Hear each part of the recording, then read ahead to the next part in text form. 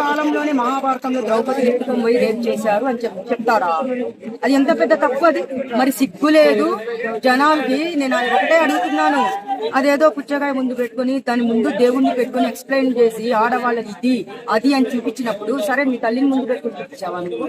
అన్వేషణ అరెస్ట్ చేసే అవకాశం ఉందా సజ్జనార్ గారు? అవకాశం ఉందంట. అయితే ఇప్పుడు మనం మొన్నటి దాకా ఏం మాట్లాడుకుంటాము, December 31 వరకు కూడా మనం ఈ టాపిక్ నడిచింది. ఇప్పుడు శివాజీ గారి దగ్గర నుంచి స్టార్ట్ అయింది. కానీ శివాజీ గారు మన నల్లని ఆడపిల్లని దేవతతో కొలిచారు, అమ్మవారిగా కొలిచారు, ఆది పరాశక్తితో కొలిచారు. ఆయన కొలిచిన తర్వాత కొంచెం ఒక సామాన్లు అనే మాట మీద అందరు పట్టుకొని చాలా వరకు లాక్కొని వచ్చారు. పాపం అనసూయ గారు హట్ అయ్యారు, చిన్మయి గారు హట్ అయ్యారు. వాళ్ళ పేర్లు తీసే మాట్లాడలేదు కదా, ఎందుకంటే లుల్లుమాల్లో జరిగిన ఇన్సిడెంట్ బట్టి మనం అంతా అది అయిపోయింది, వదిలేసేయండి. ఇప్పుడు అన్వేష్ గారు కూడా ఎక్కడో థాయిలాండ్ లో కూర్చొని రంగంలో దిగిన తర్వాత ఆయన గరికపాటి గారిని ఏమన్నారు? ఫస్ట్ ఎవరిని అన్నారు? సీతమ్మ తల్లిని అన్నారు, ద్రౌపదిని అన్నారు. ఆ కాలంలోనే మహాభారతంలో ద్రౌపది ఎత్తుకొని పోయి రేపు చేశారు అని చెప్తారా? అది ఎంత పెద్ద తప్పు అది. ఎందుకు వీళ్ళంతా నోట్లు మూతపడ్డాయో నాకు అర్థం కావట్లేదు. శివాజీ గారు సామాన్లు అన్న ఒక్క పదానికి అబ్బొబ్బొబ్బొబ్బ ఆడుకున్నారు టార్చర్ ఏందో అన్నకు చూపించారే. మరి సిగ్గు లేదు జనాలకి. నేను ఒకటే అడుగుతున్నాను, నేను మాట్లాడుతున్నా ఎక్కువ అని ఈ అన్వేష్ గారి గురించి ఎవరెవరు మాట్లాడుతున్నారు? లేడీస్ కొంతమంది మాట్లాడుతున్నారు. మరి వాడు అట్లా మాట్లాడినప్పుడు అదేదో పుచ్చకాయ ముందు పెట్టుకుని దాని ముందు దేవుణ్ణి పెట్టుకుని ఎక్స్ప్లెయిన్ చేసి ఆడవాళ్ళది ఇది అది అని చూపించినప్పుడు, సరే మీ తల్లిని ముందు పెట్టుకుని చూపించావా నువ్వు? అవును, నీ తల్లి కడుపులో నుంచే కదా నువ్వు వచ్చింది, అక్కడి నుంచే కదా నువ్వు పుట్టింది. అలాంటి పుట్టి నువ్వు ఈ రోజు ఆడవాళ్ళ గురించి అంత హీనంగా మాట్లాడుతున్నావంటే నేను ఒకటే కోరుకుంటున్నాను, ఏమని మన తెలంగాణ గవర్నమెంట్ ని, మన సజ్జనార్ సార్ ని కూడా రిక్వెస్ట్ చేసుకుంటున్నా. సార్, మీరు ఏదైనా తలుచుకుంటే ఇలానే చూపిస్తారు. మీరు ఎవరిని వదిలిపెట్టారు, తప్పు చేసిన వాళ్ళని ఎవరిని వదిలిపెట్టారు. ఎక్కడున్నా మీరు పట్టుకొని వస్తారు. మీరు చేసి చూపించాలి. మీరు ఒక హీరో లాగా మనకి ఒక రేంజ్ లో మనకి ఆడవాళ్ళకి ఇలా మాట్లాడుతున్నాడు కదా, వాడి నోరు మూత పడేలా చేయాలని నేను రిక్వెస్ట్ చేసుకుంటున్నాను. మొన్న 4 days బ్యాక్ కూడా నేను ఇలాగే సత్యనారాయణ సార్ రిక్వెస్ట్ పెట్టాను, రిక్వెస్ట్ చేసుకున్నాను. ఆయన వరకు పోయిందంటే నిజంగా ప్రతి ఒక్క ఆడదంటే ఆడదే అమ్మతనాన్ని వాడు చూపిస్తూ ఎక్స్ప్లెయిన్ చేసి మాట్లాడుతున్నాడంటే నా కొడుకు ఎంత నా కొడుకు అని చెప్పాలో అర్థం కావట్లేదు. ఆలయంలో మసాజులు చేపించుకొని పడుకునే నా కొడుకు వాడు దేవుళ్ళ మీద ఒట్లేస్తున్నాడు. దేవుడు అంటేనే లెక్కలేదని అక్కడే మనకు తెలిసింది. దేవుళ్ళ మీద ఒట్లేసి వాడు, నేను తప్పు మాట్లాడితే నేను రక్తం కట్టి చచ్చిపోతాను, నా నాలుక మీద మచ్చలు ఉన్నాయి, మీరు తప్పు మాట్లాడితే మీరు రక్తం కట్టి చచ్చిపోవాలి, కొత్త సంవత్సరం అందరూ ఏడవాలని చెప్పాడు ఎదవ నా కొడుకు. మరి ఎవరు చచ్చిపోలేదే? మరి అంత మచ్చలు ఉన్నవాడు ఇప్పుడు మనం ఇక్కడ అందరం తిట్టాము, మనం తప్పు మాట్లాడినప్పుడు మనం చచ్చిపోవాలి. యాక్చువల్ గా చూస్తే చాలా మంది చచ్చిపోవాలి ఇక్కడ. అదే విధంగా ఆయన కూడా అంటాడు, బెట్టింగ్ యాప్ నేను ఏదైతే ఉందో వాళ్ళందరినీ చాలా మందిని రక్షించాను, ఒక 40 లక్షల వరకు నేను పంచాను జనాలకు అని చెప్పేసి అంటున్నాడు. దానిపైన మీరు ఇప్పుడు నేను పంచాను అంటే, నాయన నువ్వు మంచి పనులు చెయ్యి, ఎవరొద్దన్నారు, మంచి వీడియోస్ పెట్టు, ఎవ్వరు కాదన్నారు. నువ్వు ప్రజలకి ఇట్లా మన ఇండియన్ అయ్యి ఉండి ఇండియా పుట్టి నువ్వేదో మాట్లాడుతున్నావు కదా. నువ్వు సీతమ్మ అంటే ఎవరో తెలుసా? ద్రౌపది అంటే తెలుసా? నీకు రామాయణం మహాభారతం గురించి తెలుసా? దానికి తెలిసినట్టయితే నువ్వు మాట్లాడు, అంతేగాని ఆడవాళ్ళని మాత్రం ఇంత దారుణంగా మాట్లాడొద్దు.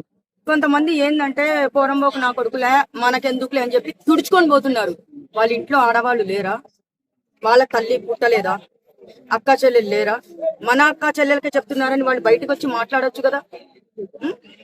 నాగబాబు గారు ఏదో అనసూయకు సపోర్ట్ చేశారు, ప్రకాష్ రాజ్ కూడా సపోర్ట్ చేశారు. వీళ్ళు నోర్లు ఎందుకు మూతపడ్డాయి అంటే మీకు దేవుడు అంటే భక్తి లేదని అక్కడ అర్థమైంది.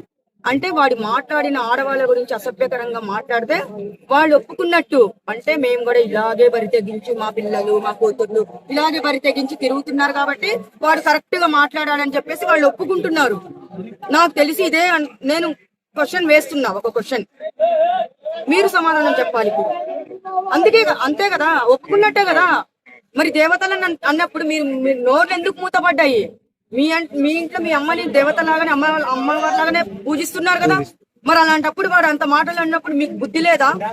పట్టుకొని రండి, మన ఇండియా పట్టుకొని రండి అని చెప్పి మన సార్ని, మన గవర్నమెంట్ పోలీస్ డిపార్ట్మెంట్ ని రిక్వెస్ట్ చేసుకోవచ్చు కదా. ఎంత దారుణం ఇది! నేను 10 రోజుల నుంచి వీడి గురించే మాట్లాడుతున్నా.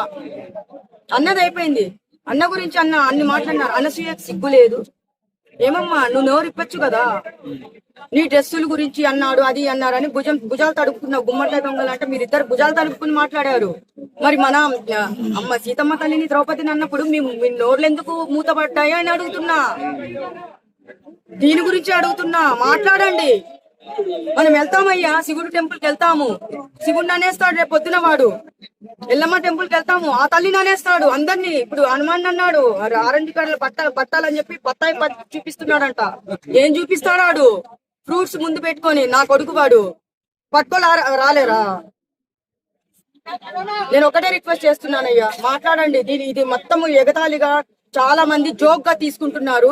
రేపు పొద్దున మీకు ఉంటది కర్మ అనేది. ఎవరెవరైతే జోక్ గా తీసుకుంటున్నారో వాళ్ళందరికి వెంటాడి మీకు పుట్టగతులు లేకుండా పోతారు. మీరు ఒకవేళ సజ్జనార్ గారికి చెప్పాలంటే మీరు ఏం చెప్పాలంటే? నేను సజ్జనార్ సార్ కి ఒకటే రిక్వెస్ట్ చేసుకుంటున్నాను.